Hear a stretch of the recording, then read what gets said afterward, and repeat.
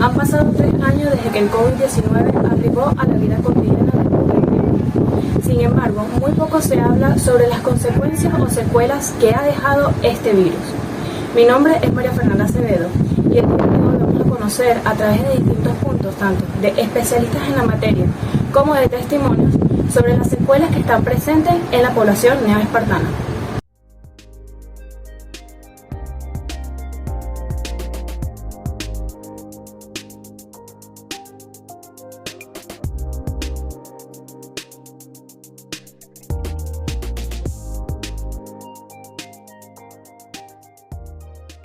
Primero que nada, mi nombre es Osvaldo Albornoz Figueroa, yo soy médico cirujano y con la especialidad en neumonología clínica. También tengo un máster en tabaquismo y en funcionalismo pulmonar. En líneas generales, mira, sobre la pandemia, todavía estamos en pandemia, todavía la Organización Mundial de la Salud no ha levantado el veto mundial para decretar la libertad de, digamos, levantar las restricciones respecto a las medidas de bioseguridad por algunos focos que aún se han permanecido activos y también en los últimos 3 meses hubo un repunte de algunos casos que hizo pensar probablemente que tuviéramos que retomar con mayor rigurosidad la bioseguridad. Sin embargo, se controlaron y ha permitido que todavía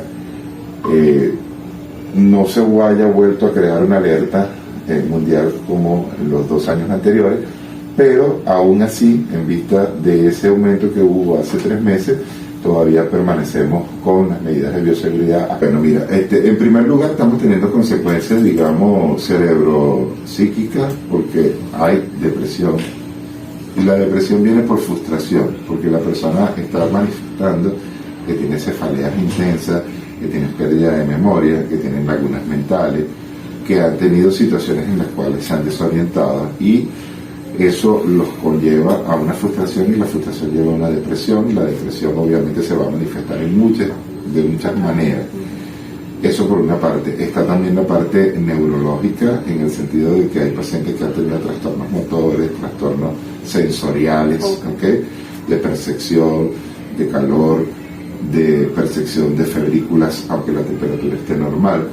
En el punto de vista endocrino, trastornos tiroideos, trastornos metabólicos asociados o que han acelerado el proceso de el que tuvo o el que tiene una condición genética que lo predispone a enfermedades como diabetes, como trastornos de otro tipo. A nivel renal también estamos teniendo consecuencias de alguna manera en el funcionalismo renal. Y obviamente en la parte respiratoria estamos teniendo consecuencias de la fibrosis pulmonar que va dejando la enfermedad, de también, digamos, la manifestación de algunos genes que están en la persona para tener asma o para tener obstrucción al flujo aéreo. Esto pareciera que terminara de develar esa condición genética y el paciente comienza a manifestar síntomas de asma o de cualquier otra patología que no tuvo presente ni en la infancia ni en la juventud y que después de adulto es difícil aceptar que seas asmático si no lo fuiste en la infancia y así. Entonces nos estamos enfrentando a ese tipo de situaciones en las cuales el paciente tiene muchas lagunas, muchas dudas y no consigue respuestas o para él es difícil entender que estén asociadas a esto. Toda pandemia va a tener un ciclo duradero de 15 a 20 años, solo que los picos y las fluctuaciones se van presentando. Cuando precisamente la meta del sistema de vacunación, disminuir la gravedad y la mortalidad de la enfermedad.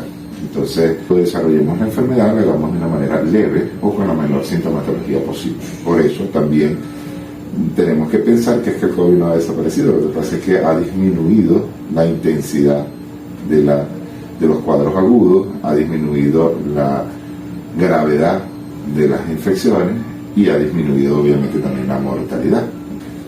Sumado también a la lamentable situación que tenemos ahorita con el sistema de salud, que no es el más fiable que tengamos a lo largo de toda nuestra historia. ¿Por qué? Porque los registros son subregistros, no hay una fuente fidedigna.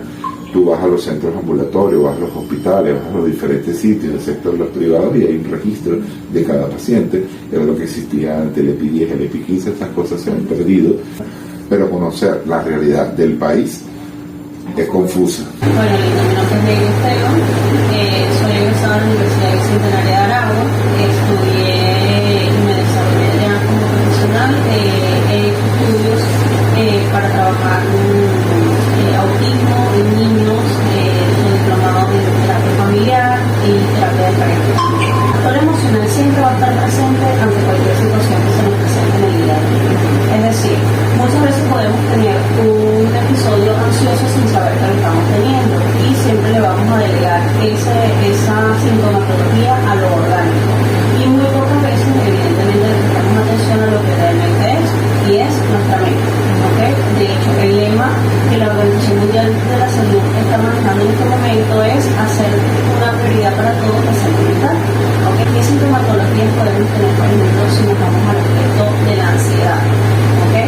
Podemos, principalmente del área estomacal, ¿de acuerdo? Puede verse afectada. Podemos sentir taquicardia, podemos sentir presión en la cabeza, hormigueo en la cabeza, manos que sudan o tiemblan. Todas estas son manifestaciones relacionadas con los pacientes van por el tema ansiedad y que se desarrolló en cuarentena.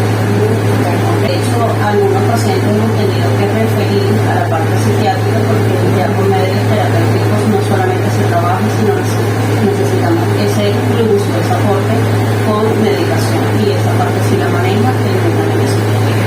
La ansiedad es una de las principales, ¿okay?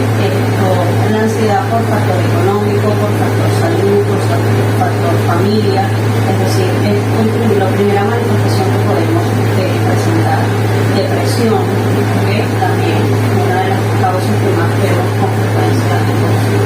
En pro de todo esto, yo vengo desarrollando desde el año pasado un proyecto que es todos los meses dar como una especie de conversatorio, como hacer espacios terapéuticos, todos los meses tratar de hacer un conversatorio para tratar diferentes puntos. Lina Guzmán, cansaba demasiado el dolor en el pecho, o sea, como punzada, la saturación de los pulmones a 40.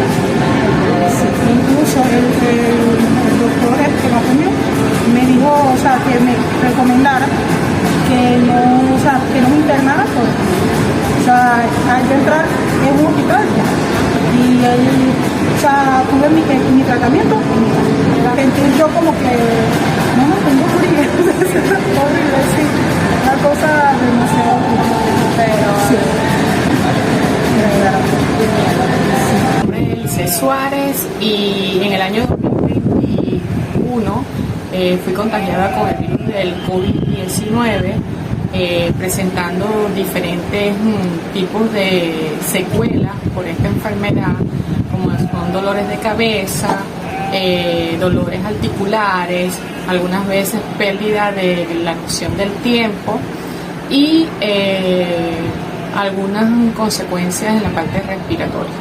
En la pérdida del cabello, o sea, fue muchísimo como ese no saber qué era lo que estaba pasando con mi cabello, y después leyendo y buscando información,